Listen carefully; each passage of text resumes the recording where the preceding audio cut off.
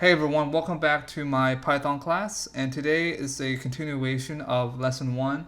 So last time we just had like a general overview, kind of the lecture part of the lesson. And today I will be showing you guys examples and also test your guys' knowledge of what you've been learning so far. Okay, let's go ahead and get to it then. Let's look at integers first, since it's kind of a very intuitive concept. So let's say we have a assignment statement here. We're putting the integer 1 into A and then 2 into the variable B, and then we're adding them together. So we can add things in Python and in other programming languages. So this addition sign will be called the operator, and then the kind of the things that you're adding together or the things that you're doing things to.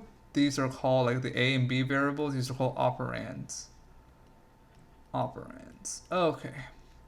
And so remember, when you're doing variable assignments, it's evaluated from right to left. So then you're adding variable A and B. And since these contain integers, and then that value gets stored into this variable C, and then you can print it out using our handy dandy print function, and let's see what we get. And there we go. And as you can see, the terminal output, so this will be our input, right? I really need you guys to kind of have a solid understanding of what we're doing in each of our scripts. So for now, these scripts as themselves, what we're typing in, they are inputs. Later on, we'll get inputs from elsewhere, but you don't need to worry about that right now. And then right now, we're outputting on the terminal, and again later on, we'll be outputting elsewhere. So the terminal output, right, from this print statement is going to be 3. All right. Of course, if we can add, then we can also subtract. So let's say we put in this value, this integer into A, 11, we're storing it into this variable B, and then we can subtract A minus B, right? And then this value becomes stored into this variable, which I'm just calling it C. And then we can use our handy dandy print function, and once again, we'll get a value output on our terminal. In this case, it's 15. And before I go any further, if you need to pause the video or go back to previous parts, that's totally fine. Just take your time, and I really want you guys to understand the topic that I'm trying to explain. Of course, all of these examples are relatively simple, but again, don't focus on the complexity of what I'm trying to tell you guys. Just try to really understand the base foundation. Okay, so we can multiply things, right? Multiplication, so we can add, we can subtract. Of course, by logic, we can definitely multiply things. So let's say I assign this integer 4 into A and this 13 into the variable B, and then we can use this little the asterisk to multiply this operator, and we'll multiply A and B, and then that generates a value, and then that value gets stored into C. And then when we call or evoke our function, our print function, we are able to get an output. And in this case, the output is 52 on your terminal. Now let's look at division. Again, a very similar concept. Let's say I have 256. We assign this into A. We have the integer 8. We're assigning it into B. We can just use this fraction sign to divide. Okay, in this case, it's A divided by B. And then that will give us a value, and then that value will be stored in this variable C, and then we can use our handy dandy print function to print it out. And I also have another function here that I haven't told you guys what it is yet. So This is a very handy function. It's called the type function, and this allows us to check what we're working with. What are the whether it's a string, an integer, or a float value, stuff like that. So sometimes when you're writing a script, or if you're looking at someone else's script or some exercise, and you don't really know, you're losing track of what you're working with, you can use type to always check it. Now, there's a reason why I'm doing it here, and I'll show you guys right now. So let's look at the first output first, right? So this print C gave us 32. Now, as you can see, it's 32.0, right? So in Python, when you divide, even if it's just two integers, the output or the result will always be a float. Now, just to, even if it's like a whole number, right, it's still 0.0. And just to check to make sure that this is indeed a float, you can just use the type function, right? We're printing out the type, so type C, and as you can see, it says the class object here is a float value. And the last two things I want to talk about is exponentiation, basically using exponents, and something you might have not heard of before, it's modulation. So let's look at exponentiation. We can, for example, put an integer 4 into A. Okay, we're going to store this value into B, and then we use this double asterisk for to indicate exponents, basically exponents. And so this will be B raised to the power of A. Whoops, sorry. And we can print out the output just like we've done previously. So let's go ahead and take a look at that. And voila, we have a value of 16 being printed out, being displayed on our terminal.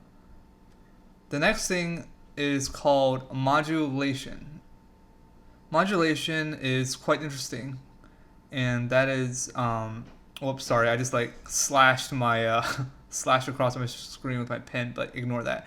So this is what it does. So let's say we have 11, right? And we store it into A, and then we have 3, and we're storing it into this variable called B. And then what we can do is use this percentage sign, and we can say A modulates B, A or maybe this A modulate B, yeah, A modulates B. And basically what this does is that it'll divide the values and then tell you the remainder if there is one. So imagine 3 divided by 11 in this case, right? Because those are the values stored in these variables. And then whatever the remainder is, it will be stored into C, and then we can print that out. Let's take a look. And obviously, we have a remainder of 2, and then 2 is being displayed on the terminal, right? 11 divided by 3. 9, 11 minus 9, and that will be a remainder of 2. What about strings though? Can we add them or multiply them or use other different types of operators? And to be perfectly frank with you guys, the type of work that I do mostly deals with strings. So let's go ahead and take a look. And these are the two things I'm going to be talking about when it comes to strings. The first is called concatenation, and then also we can multiply strings, which is technically concatenation as well.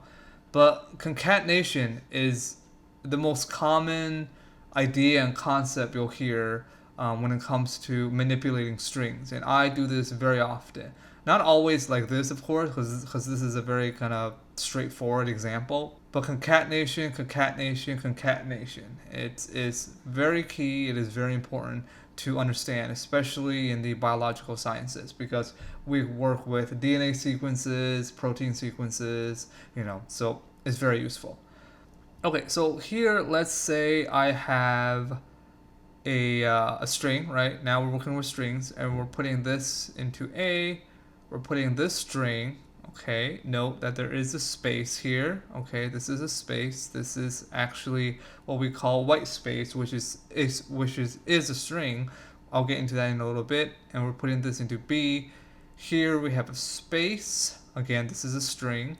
and then we have these letters, and then we're putting it into C, and then we can combine these three variables together with string objects this time by using the addition sign, just like we did for the integers.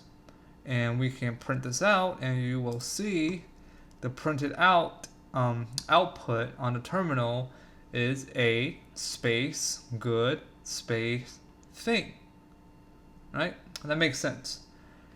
And then we can also multiply strings, which I don't do very often, but I might as well just mention it.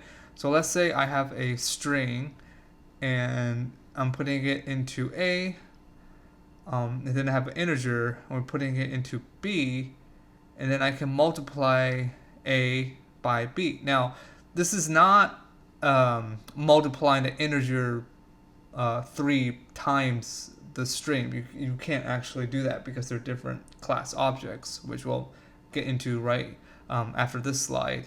This is more of just telling, this is more of just saying, I want to take this repeat and I want to concatenate it 3 times over. And so if we print out the variable C, as you can see, it just says repeat, repeat, repeat 3 times. And once again, the most important thing about string manipulation is absolutely concatenation of different forms. Again, DNA sequences, amino acid sequences, very useful. So this next thing I'm going to talk about, I already hinted at, and that is this: you always want to be aware of the object types you're working with. So for example, if I have a string, right, and I'm putting it into A, and then I have an integer and I'm putting it into B, and then I'm using this addition operator, and I'm combining these two, and then I try to print C, what do you think the result will be? Well, if you guess that it will error out, then you are correct. So you'll get something called a type error, and it'll say can only concatenate string, not int, to string. It's very specific. So you want to be aware of the types of objects you're working with, because you cannot combine them in these ways. So you cannot add a integer into a string. So this is also why I mentioned earlier when I introduced the type function, right? It will tell you what, whatever you put in the as the argument. We'll talk about functions later, but just like the print function, whatever you put inside the parentheses, it'll spit out the type, the class object type on your terminal. So if you forget or you want to check something, always use the handy dandy type function. It's very useful. And here, this is the last thing I'm going to be talking about in today's lesson, and before the logic test, that is. And it's something I've already hinted at before when we were concatenating the strings, and that's basically called a white space, or sometimes you'll hear referred to as null space. So for example, if I have a string that's A space B C space D, now if I asked you what would the length of the string is, well, I kind of hinted at it already, I suppose, but maybe intuitively you might say, well, A, B, C, D is 4, right? Well, no, because there's these spaces here. This is called the white space, and these are string values, and they count towards the final length of the string. And so here's another new function I'm going to be introducing to you guys right now. So we've talked about print, we talked about type, and now I'm showing you guys something called len, or length. And this is, again, a very useful function. It allows us to see the length of the argument that we're putting into the function. And in this case, it's going to show us the length of the string. So we can use this function, and then it will tell us the length, and then that value will be stored into this variable here, b, and then we can print out b to see what the length is. And so is the length going to be 4, or is the length going to be 6? Let's take a look. And here we go. It's, as I've hinted at before, it is 6 because we have to include the white space or the null space. And there's also a new line character, which is sometimes pretty useful. And if you want to create kind of like you want to write something out on your terminal and then you want to go to the next line, you use this what is this, forward slash or backslash n. I always get the slashes confused, like this way or that way. But anyway, use this slash and then n, and this basically allows you to create a new line or start a new line. So let's say I have a string that's top, then you have the slash and then n and then bottom. If you print this out, you'll get something like this on your terminal. And we'll just say top, and then because of this new line character, all right, and then it'll go to the next line, and then it'll have bottom, which is after this new line character, right? So it'll be top, and then new line, bottom. And with that, we've come to the end of today's lesson, and we're gonna finish off with some logic tests, or basically ways for me to test your understanding.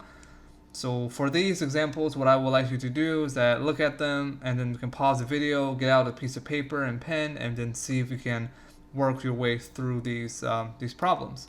We'll start with the easy one with only a 1-star difficulty, and this is logic test 1.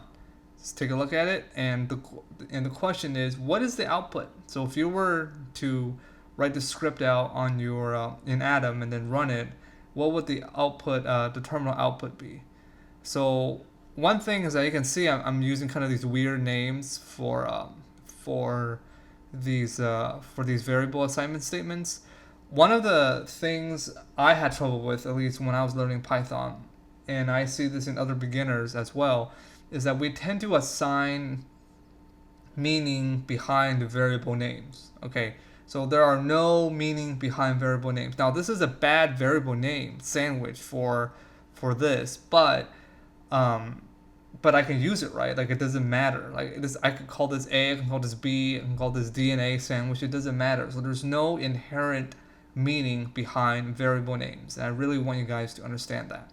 So this is the first problem. So go ahead and see if you can figure out what the output would be. This is the next problem with a star difficulty of 2. So it's a little bit harder than the previous one, but it's the same question. What is the output on your terminal?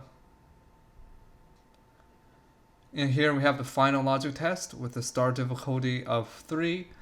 And it's the same question though. What is the output? Here I'm introducing another function to you guys. And this is called the string function, right? Which is right here in this final line. The string function converts the argument into a string. So for example, if you feed it an integer, it will convert it into a string object. So that is kind of my hint for you guys. Lastly, these are the answers for the 3 logic tests. And it doesn't really matter to me that you guys know these answers. The important part is, how did you arrive to these answers, and then if you did. So that's the most important thing. It's not about the final product, it's not about the answer itself, but it's about how did you arrive to, for example, 495, 15, and hello 2. I'll be going over how kind of my thought process and what I think about when, if I were presented with these 3 tests in the final part of lesson 1, and that'll be next time.